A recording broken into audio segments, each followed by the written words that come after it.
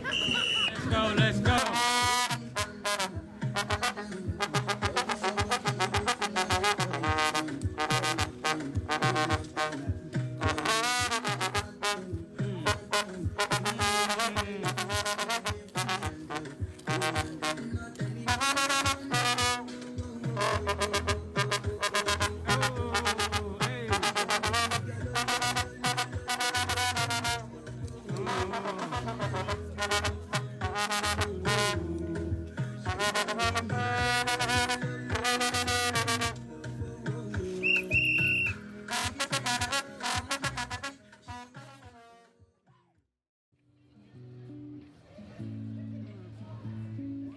We tend to oversimplify things, reduce things to one dimension.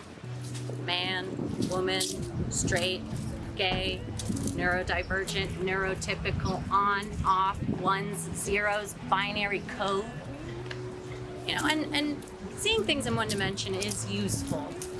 You know, it helps us make sense of this world. But if you reduce your life to one dimension, you run the risk of living your life in one dimension. I am a man, and therefore I like beer and boobies. You know, we started to understand the spectrum, which, you know, the gender spectrum, the Kinsey scale, a super, super good advancement for sure. You know, the spectrum is helping us break out of the binary. But a spectrum is still just a line between two defined points. And you are placing yourself as one single dimensional point on that two-dimensional line. We live in a 3D world, baby. A world where quantum scientists are literally discovering that anything can and will happen. Did you know that qubits can exist in multiple states at once? What was the question again? So did that answer your question? Venice is full of three-dimensional people. People like Disco Debbie, Dill, Dinah, Bunny Daisy, Manny the Pirate, Camille the Witch, TK, Caylon of Benny Talents. We interrupt this program to bring you Courage, the Cowardly Dog Show starring Courage, the Cowardly Dog. Abandoned as a pup, he was found by Muriel, who lives in the middle of nowhere with the husband used to spay. But creepy stuff happens in nowhere, and it's up to Courage to save this new home. 'Cause I'm every woman, it's all in me. Amir, straight up royalty. Tourists, activists, and me. All around me, familiar sounds can't be trusted, can't be found. You know, a lot of us here never had a community, never had a home. And this is my community. This is my home.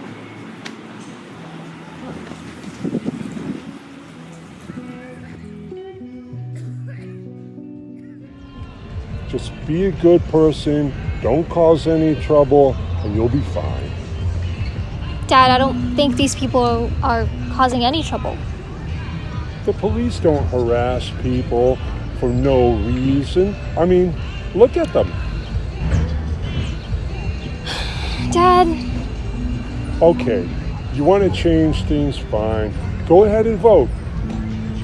Of course I vote, but the election isn't for a while. And then what? Not my problem. Besides, we always cancel each other out. As God intended.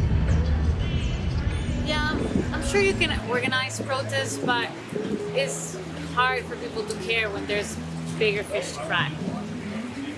Wait, are you asking me to take this on? I'm sorry, but I have like 8,000 signatures to get, or the workers at the Hollywood Hills Resort won't get paid. So I can't do it. I'm sorry, I just can't.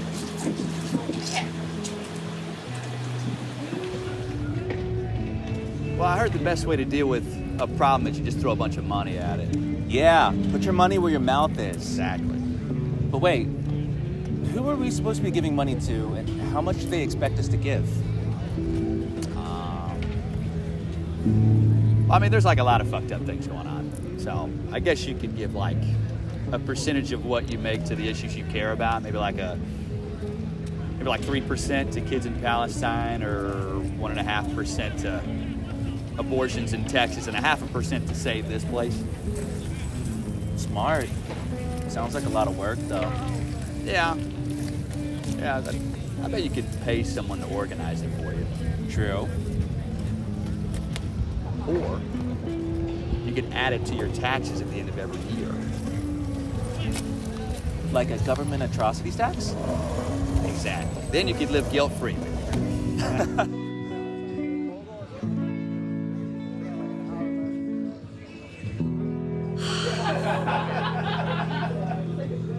How is power traditionally defined in our society? Yeah. I mean, I would say in our capitalistic society, it's defined by how much money you have.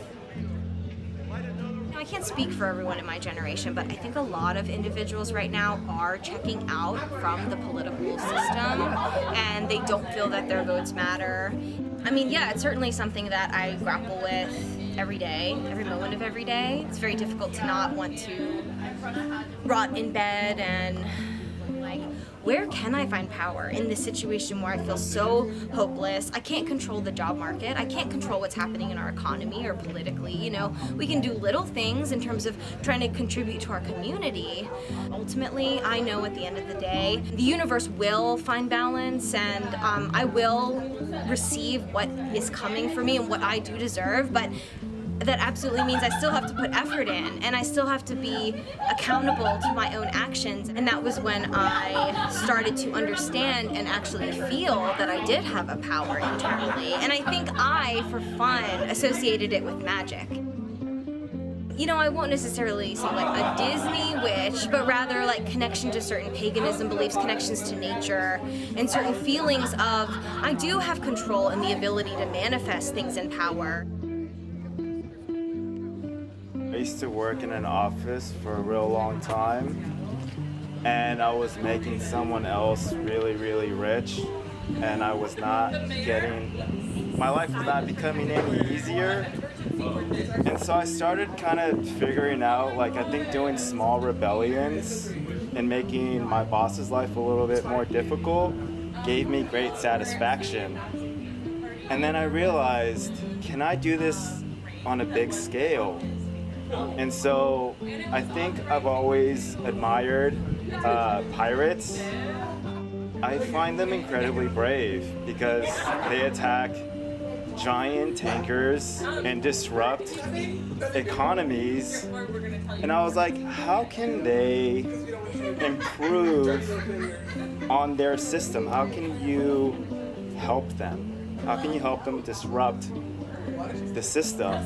And so I had this great idea that if you dive, if you're a pirate diver, you can attack these tankers a lot better. And so I became a commercial diver. Right now, I do like small jobs for like yacht owners. They're like, I dropped my cell phone. I'll give you $200 if you could find it. I go underwater, I can see the cell phone, and I come up, sorry man, I couldn't find it. I don't know, maybe it makes me an asshole, but it gives me great joy that these rich people are being inconvenienced. And I can easily help them, I just don't want to. I find power in my community, in giving and receiving love to the people that I choose. And from stealing from Target any chance I get.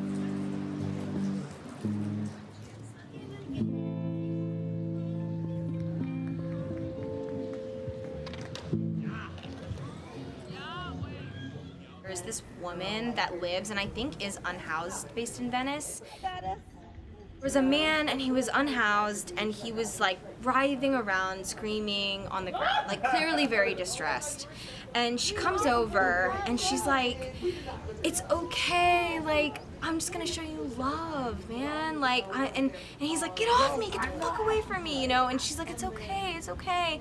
And after a few moments of her just kind of not giving up and him resisting, he just accepts her her acknowledgement of him and this kind of human to human, like, I see you, I'm not ignoring you, I'm not judging you, I'm not trying to kick you out. I you know, and her specific approach is one that's like, we just all need love, man. You come here, you move my friends every week, that's violence. But because my friends don't want to be part of a rat race that hurts the planet, you're gonna come and move them? I stand in your way and I go nowhere. Daisy. And the fact that she's just kind of putting herself in that, like putting herself in front of this, what could be this big clash. I'm like, Yeah. it's just, she's like a saint, you know? Why am I here? I mean, it makes you kind of feel like good that someone is advocating. Ah, suck. She's a superhero, I ain't gonna lie. You guys gonna do something about this?